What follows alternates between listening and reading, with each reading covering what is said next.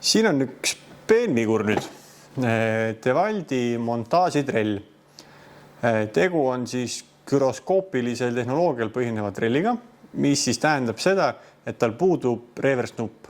Ehk siis sa ei saa panna teda tööle päripäeva või vastupäeva, vaid lihtsalt nupuvajutusega ning randme liigutusega trell pöörleb kas paremale või vasakule. Selle trelli saad mugavalt seadistada ka püstolkäepidamiseks, kui see on sulle mugavam, või sa saad teda kasutada ka siis niimoodi pulktrellina, mis mõningates tingimustes on isegi tunduvalt mugavam, kui teda siis kasutada püstolmeetodil. Nagu igal trellil on tal peal ka siis selline sidurivöö, mis siis mitteametlikel andmetel on 0,3 vahemikuga.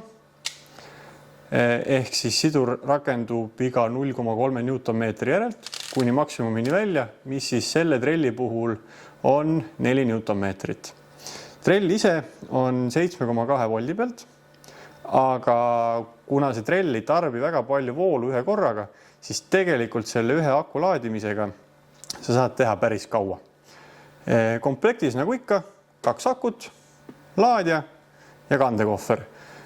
Kui otsid monteerimiseks ühte head tööriista, siis kindlasti soovitan seda Devaldi mudelit.